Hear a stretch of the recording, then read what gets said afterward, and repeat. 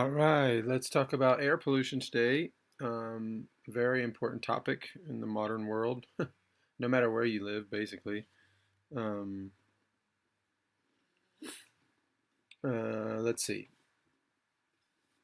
I was living in France for a while. I started to realize there was something in the air that I couldn't overcome. It was toward the end. I had already been through kind of a downward slope with the thyroid for a few years prior to that. I had gained some girth. And I ended up becoming more of a Viking type of body, whereas before I was more like a Jim Morrison type of body. And of course, I am descendant of Scandinavia, and so who knows? Maybe I'm just becoming who I am or whatever. But at the same time, I wasn't happy about it, and then there was hair loss. There was a lot of things that were accompanying this thyroid um, hypothyroidism. I started to take tests of my own, because in France it's kind of easy to just go down to these labs and just take your own tests. And so I would take some tests and figured some things out and confirm some things. And I got myself on to some pig thyroid from Vietnam because I didn't trust the way they fed the pigs here in the States and the medicine that was made from those pigs. So got some medicine from Vietnam, which was much better because they'll send you like 1,000 pills, so it lasts for 3 years. So you got 3 years, and that's you're done. No doctors, no nothing. 3 years, but you do have to self-medicate, which is not which is told you're not supposed to do that, but which is ridiculous. You just have to start taking risks and understanding things and listening to your body, and that's where we got to get to. So I've been doing that for many years and have never used the health system pretty much for anything. I'm kind of already on that path. It's kind of normal to me. It might not be normal for other people, and I get that. But so yeah, self-medicating and doing these pills, and I probably overdid it at first, and the heart was beating, and I was losing weight, and all this stuff was happening, and then I had to realize, okay, coming back down, and so I found a kind of the right dose and stayed on that. I did it for about a year, and I think it helped me through that year. But my homeopathic remedy, Sankaran method remedy, was really what came in and helped me to just overcome some of the yawning. I mean, I was yawning all the time, and that started to stop whenever I started the homeopathic remedy. And so that was the first sign that some sort of normalcy was coming back. And I can't blame it just on the air, because there was also, and I'll get to that in a minute, but there was also, this is kind of like the backstory, but there was also like I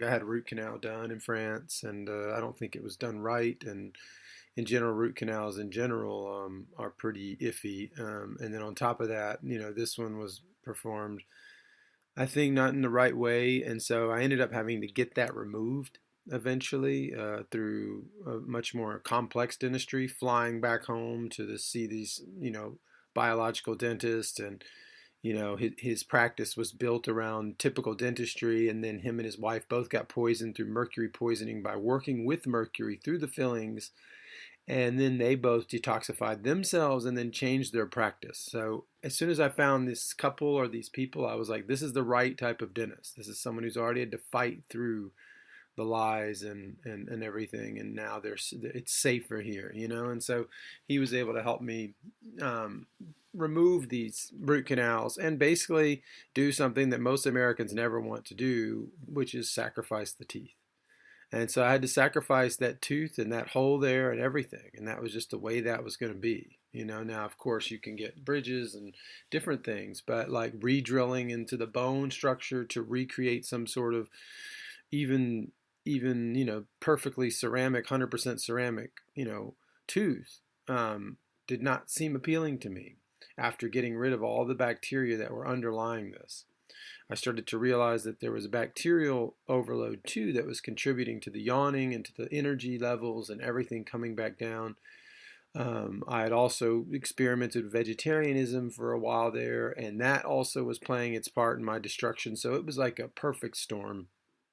So I don't try to accuse any one thing, but I tried to figure out little by little, and then over time, as I've become more healthy, to be able to figure out what things are blocking or obstructing or whatever.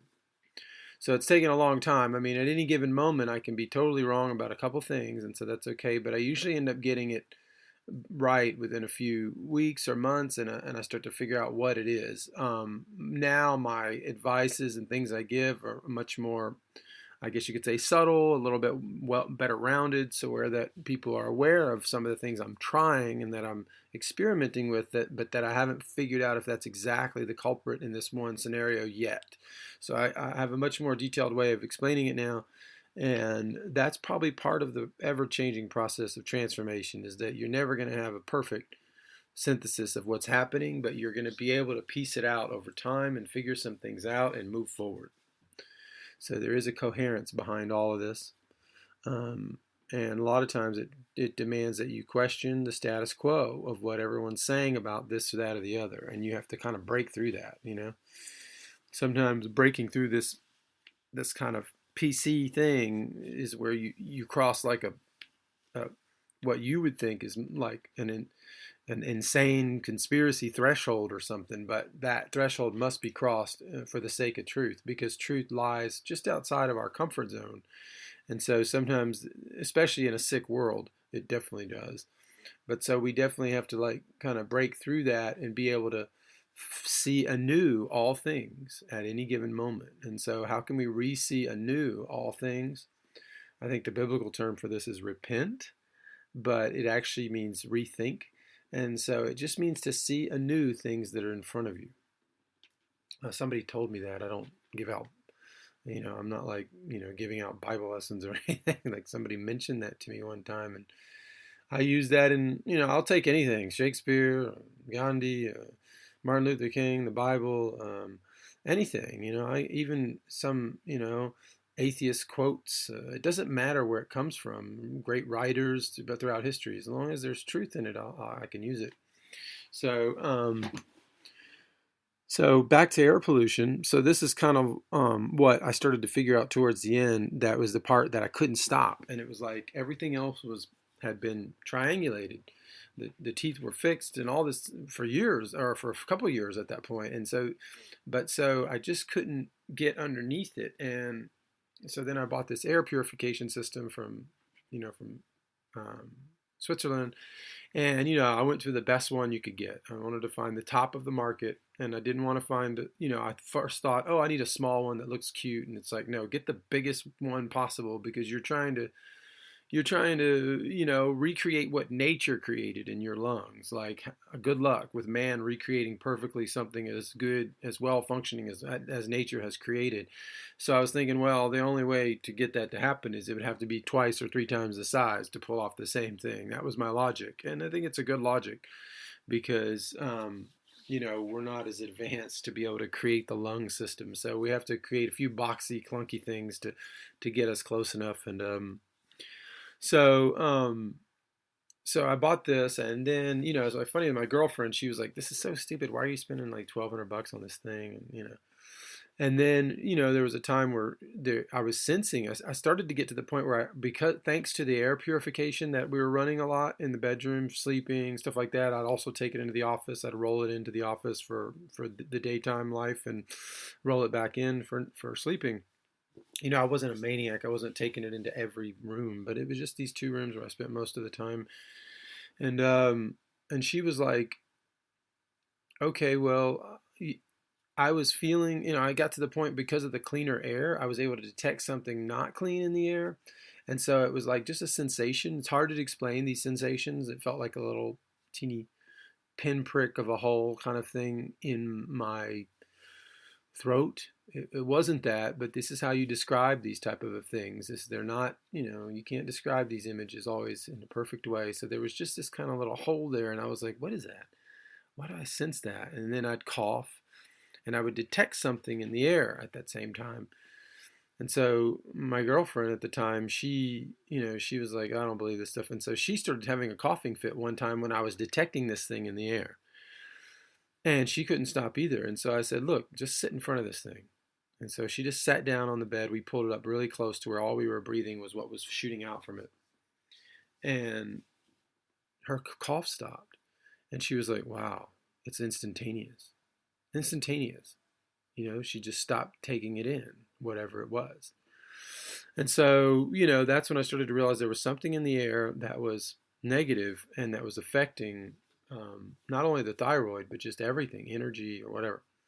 So now they have a lot of studies out there. It's proven that it's not just the particulates that are over 2.5 whatever microns or whatever. Like I don't even think it's microns. I think it's I don't know what they call that. Maybe it's I forget. I have to look that up.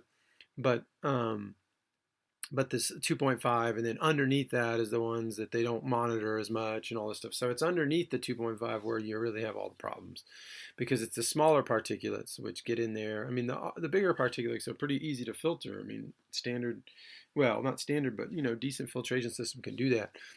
But these micro particulates, they are really what causes the over time, working of your lungs. There's always your lungs are constantly working to get rid of this stuff. So as soon as there's a break in that, you get that health back. So I knew that I looked up in my apartment. I saw hundreds of striated chemtrails and all these types of things flying over me, and cloud seeding and all this stuff. And I know it's not conspiracy. I know that the UN website even will tell you that. They'll still tell you point blank that we're using this to control the weather because of climate change. And they've been preparing this coming out for a long time. And of course, they'll come out in a way which seems totally normal and usual, but they're actually spraying something into the air, right? And so there's a lot of, talk on what's in these, but, aluminum and strontium and carbon ash, and suspend these things into the air, and then the air becomes dirty, and then the rain clouds form because the earth reacts to that dirt by trying to clean that up. And so then there's this drought formation that happens over time in a given area because you're forcing nature to bring water to clean out something that shouldn't be dirty. And then you're kind of it's like an evil version of homeopathy, where you keep putting this thing in that area, and then there's a reaction that always has to happen. And so over time, the region can become heavily dry. It can become dry and more fire prone and everything else. And then if you add environmental laws to that, which, like in Australia, where they've changed some of the laws which don't allow individuals to do as they used to do. You have these no burn laws, and they used to be able to do controlled burning. And so even though there is controlled burning still happening there, the level at which that's possible has been greatly reduced due to these laws. So it's kind of like the no burn rule in California or whatever. So then what happens is you can't create zones which block fires from going further, and so you're kind of being stupid. You're not fighting strategically the fires that are going to happen anyway. I mean, fires have happened in California since before, man even showed up over here.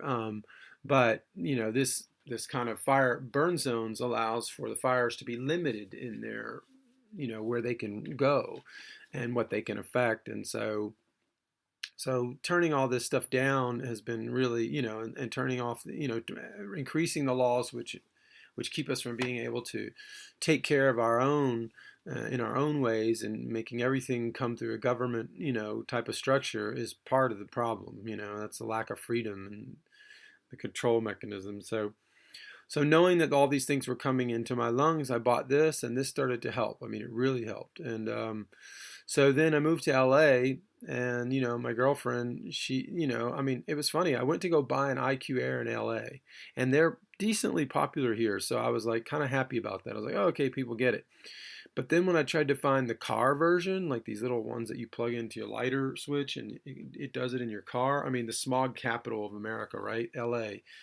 And nobody, the person I bought the one from, I mean, I'm not saying they might be buying these online, but the person that I bought it from said that she has hardly any clients on this product. And I was just kind of blown away that people could not see the need for air purification in the car, which is ridiculous because all the air is coming in. You have the AC or whatever it is, it's coming in. Even if it's off, it's possible it's still coming in to a certain degree. But I mean, it's better, I guess, if everything's turned off. But it's so hot, people turn the AC up or whatever.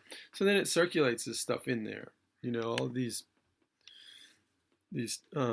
particulates are circulating. So you're just easily ingesting them all. You're actually the air filter at that point. So these little things like this where you protect your home, of course, there's a way to do it. Like I had to learn how to do it. Like, for example, in California, it's a little easier, but it's harder because I think there's more stuff in the air. But it's a little easy, and definitely is. It's the smog capital. It collects a lot of this, and it doesn't wash away very easily. Even when you have heavy rains, you have only a day or two before it's high particulate again. Like the time of the rest period, which normally is longer through heavy rains, is completely shortened here due to this bowl-shaped valley that we're in. And there's a couple other factors. It's called the inversion layer, which you have heat up from above coming down on top, coming from the Santa Ana winds. So that's creating another stagnation, which is keeping everything from going through its natural heat from below all the way up type of, get this stuff out of there. And then you have the coast. I guess the coast is better. I live right on the coast, so it's better because you have the coastal breeze coming in and pushing some of these toxins back towards the mainland, but you never really can succeed because it's so strong. And it's not just cars and stuff. Everybody's like, oh, it's cars, we got to stop that. But there is too many cars here, to be honest. You do need a tiered system. You don't need communist country, train only, no car type of, too poor to buy a car type of reality. You need something that embraces cars, trains, and like a full tier, like a 10-tiered system where you have all these different levels of bikes and trains and cars. That's like the intelligent organism. And so you can use some things for this, some things for that, and whatever. So LA does not have that. It's pretty weak on some of those areas. So it's all cars and it's built over all these mountains, so it's hard to just, cut out this stuff. And so anyway, but it's not just the cars. There's things being put into the air on purpose. There's things that are part of the natural formation of us being here, period. The Indians didn't want to live here near the valley because they knew it collected all the smoke from the fires that were caused in prehistoric times, through lightning and dryness and combustion and things like that. So here in California, one of the things I have to do is I have to put my IQ air in the room that I sleep in, and then I leave a window open, which is like 3 or 4 centimeters, 5 centimeters open, so where always fresh air is coming through, but I don't let it do like a breeze where it's coming through in a quick way. It's just coming through always, but like in a slow way. And then I also have curtains. You have to use curtains to kind of stop the flow of the air in its quickness, I guess you could say. And so then the very thick curtains, this whole room doesn't really get much sunlight because of that, but that's okay. I don't need the sunlight in here. And I've actually just seen it. It heats up, they have these like pull down things that block the sunlight, and it heats those up, the plastics there. And then I smell the plastics in the room.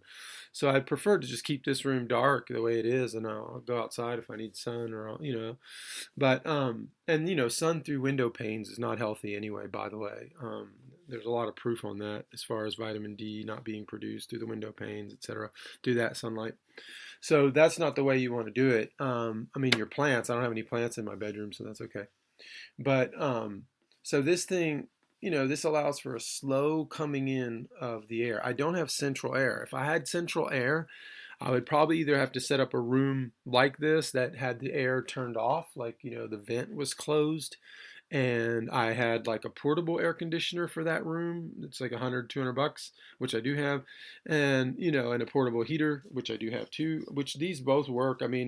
I barely need heat here in this climate. If I was in another climate, I'd have to adapt it to a different way. But and then there's they have a little furnace here that you can turn on too. So but that's what I would do if I had like full on central air. I would have to set up one room that was a little different. And so that allows for a certain amount of airflow and oxygenation to come into the room, but to be able to make sure that what you're breathing when you sleep is mostly produced by the air purification system, which is next to your, not head, like 5 centimeters, but 30 centimeters away. And then that's shooting over the bed, the air filtration. So that air you're breathing while you're in this room is covered. And even as you filter it out, it's moving much faster than the air is coming in due to that. So anyway, that's kind of the strategy. And this has helped tremendously. I mean, the thing is you can't figure out what's happening to you until you zero out everything, and not only deficiencies and K2, vitamin D, magnesium, and all the transdermal magnesium, like all these deficiencies have to come together, this trinity, and then you start to, okay, that's done. Okay, now what's next? Okay, the air, boom, we do that. The water, okay, that's next. So I always drink glass bottled water from historic sources. I don't even trust anything that's been bought by Coca-Cola company. I just kind of stay away from them. But typically historic European sources, Italian, something like that, that you can find. Usually it's more expensive, $2.50 a bottle, three. But this as drinking water, it's doable. So, and then even for cooking, I guess you could buy like spring water in plastic, maybe, if you don't want to spend all that kind of money. Then you could do that for that one element, but never anything from the tap. And I wouldn't even trust filtration, because I haven't seen any filtration that, I mean, unless it's like some sort of modified filtration system with a lot of knowledge, meaning you've installed aeration devices to aerate out the radon. And then on top of that, you have the typical filtration system. And then on top of that, you've figured out a way to control for, endocrine disruptors, either through maybe, I don't know, there might be some sort of, system that you can use for that, but I haven't found it, so I just don't mess with it. I haven't found a system that can guarantee me any of that stuff. So the best is going to be like Aquapana, like in glass bottles and whatever. I actually use that for my broth as well, because it's such a sacred monthly tradition that I don't, mess around with that. But and then I don't really cook much with water anyway. But anyway, so that's important, to get the water right. And then as far as showering, you're like, well, what do we do about the showering? Well, the showering is, just try to keep it minimal. There's a lot of bad stuff in the water, especially here. And I can even smell it now sometimes. I can smell the bad things in the water now. It's getting to that point where it's like it smells like bad water. And that's California, that's all the needles and everything else and all these drainage. And I mean, it's a nightmare. So you can keep your showers down to a super minimum. Like if I play basketball on a given day, I'll jump in the shower, like a cold shower, for like 5 minutes, and or not even, and that's it. And then if I'm not playing basketball that day, I won't shower. The body will come back to its own self, especially if you're not using a lot of products, and which I don't use pretty much anything except for like Dr. Bronner's underneath my arms. But so if you're not using any products, then your body will slowly, you'll notice it'll smell bad, a little bad, on a day where you're not playing basketball or something where you're not really exerting. But if you let it sit overnight, it won't smell bad the next day. It'll come back to normal. Now, if there's been grease and you've exerted, then it won't, and you'll notice, this is and you'll kind of know. You'll probably shower before that. So I'm not recommending a life without showering. I'm just saying that, like, I shower like 4 or 5 times a week because I play basketball every day. But it's short, quick, and I don't, and typically a little cold, But everyone's different, so do it what you want, but just kind of keep it down. And especially for babies and children, buy like a water heater, like a glass jar that heats water within 2 minutes or something like that, like speeds up the heat of it, and then just learn how to mix that with, a plastic, 5-gallon jug of water, which you wouldn't even use, but, a couple, like probably a gallon or two, but like, and then that you can mix with the, you can heat and mix with the normal water and make kind of like a warmish to hot bath. You can learn to do this. It takes 2 minutes, and it would probably cost you $2 for each bath, if you do this right. And then your child would have, for the first few years of his life, at least the first year and a half, he or she would have a healthy bath. After that, you could either move into shower mode for the child, depending on how old the child is, or which they do in Europe a lot, which is easier because you're not absorbing as much of it through you because of the molecular weight on the skin and how that forces a kind of absorption. So in that case, the child can learn to do a shower instead of growing up learning about baths. Or you can, go invest in whatever filtration system you can, and then explode the water with lots of salt. Like you have to find Celtic salt, which is expensive, but you can find it in bags now through this like secondary company, like not like a company that's selling salt individually, but they sell it just for the bath, and they're actually Celtic salts. They're the same salts that you would eat, but they're like gray and wet, and they cake up. I mean, this is the best stuff. So getting a huge bag of this, you can throw 2 or 3 handfuls or 4 into each bath for your child, and just take them a little less often, and try, and then maybe some, well, anyway, that's enough for that. But you're trying to clean the water, basically. The water is what the problem is. And so the salt water, heavily salted water, will clean some of it out. But it's not perfect. So you're just going to have to figure out a way to do it. And so, yeah, so once we have that covered and the air filtration covered, then you'll start to get back some energy, and you'll start to realize, wow, I was losing energy. Like me, when I take a bath, I took a few baths in California since I've been here, and even in America. I used to take baths in France, and I'm not even sure it was a good idea there, but like, I started to notice fatigue when I would take the baths here, like strange fatigue. And it wasn't just like hot water, it was just fatigue coming through. And so I was like, okay, I got to stop this. So I stopped taking baths in general. And so yeah, once you start getting back some of this energy, you'll start being able to troubleshoot better. Then you'll be able to detect bad air. You'll be able to detect bad water. Your nose will get sharper. One of the things that got my nose really sharp, which is strange, is I ate more tartare, which is like, in France, like this, it's the ground up like beef, but then you eat it raw. It's like capers and pickles and onions and parsley and a little Tabasco or something, and you kind of make this little, thing, and it's very popular there. And so I've been able to do that here. I found some steak that's imported from New Zealand, and it's not super marbly. It's just like normal meat. But it's amazing, because it's imported, and there's a few other things that make it amazing. It's about $20 for a steak. Even in the store, it costs $20 in the store to buy the steak, but it's worth it. And so I usually make tartare with that. I was also making them with lamb. You can buy fresh New Zealand lamb, and you can turn that into tartare as well. But so anyway, getting that helped my nose too. It helped me to turn up my sensitivity a little bit, be able to smell more. It's funny, it was just a strange diet. I stopped eating salt like for a few weeks, and I did a lot more raw meat, and it was just a little aside, but it was good enough to sharpen my nose. And when the indigenous tribes started eating salt, they started to lose their smell and their flair for the hunt or whatever. And I'm not saying we need to go back, into that. I'm just saying a little teeny bit back, just like with the internet, like less Wi-Fi and just cable everything, like fiber optics. Like that was actually the real future that we were supposed to go towards, is fiber optics, not Wi-Fi. Wi-Fi is the future where the computer controls us, and fiber optics was the future in which we control the computer. And so it's not allowed to harm us, even though we're allowed to use it. So, I mean, it harms to a certain degree all technology.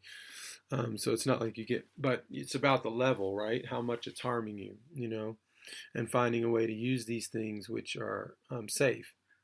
And I'm not even saying Wi-Fi is bad. I'm just saying there's a way to do that too, where you could control the signal to where it only went around a certain 3 or 4 or 5 foot perimeter in your home, and you could just check in on that when you wanted to, you know, use the Wi-Fi part, and then the rest would all be cabled. And so there'd be multiple systems, and even in the public sector and cafes, there's different ways to do this. But the way they've done it now is they multiply times 10 or 100 the signal everywhere, and so everybody's got everybody's signal, and it's just crazy and it's abused. But that's because there's some negative intent here as well. So we could get this down to right size, basically. That's the whole thing about technology, is right sizing it, or anything basically. But so there we go. That's a little bit on air pollution. There's a lot of stuff in the air. There's a lot of things that get into your lungs, and so having air filtration is probably one of the few ways to do it. Yes, you can buy like these little masks that you wear when you're on your bike or something like that to help, and sometimes that can help. And people won't make fun of you if you're on a bike wearing them, because it's allowed, I guess. And even in metros, like I've noticed, like some of these masks that I see like Asians wearing and stuff, they're kind of allowed too on metros and public transportation. So there's a few areas where you don't have to feel like a weirdo to use these. And then that can cover most areas. I mean, that plus your home, you've got transportation plus home. The only thing missing would be work. So anyway, this company IQ Air, they've even created a backpack model which you can set up on any plug anywhere you go, and you can just shoot fresh air into your nostril from a 20 centimeter like little tube, and you can always be breathing this air, and even at work or whatever. But so there's options for everyone. And this is probably the best way to go about it, because I don't think it's going to get better from the top down yet. So we have to fight from the bottom up to a certain degree, and build our little sacred home, sacred spaces. You might be able to find other videos that I have on 5G and 4G and protecting your home there. Maybe I'll do another podcast on that. So stay tuned. And if you want to check out the product that we use, the master supplement, which is called the transdermal magnesium from Zechstein Inside, it's one of the only magnesiums out there on the market that's not fake Zechstein. It's actually the original and only source. So it's very easy for us to know who's doing what out there, because we have the only source. And so a lot of people are using fake Zechstein, fake this, or Dead Sea, or Salt Lake, or many other solvent extracted versions of polluted stuff. So try to find the right stuff. $3 a week. Do it right. Get it in glass bottles. Check us out at theheartoftradition.com.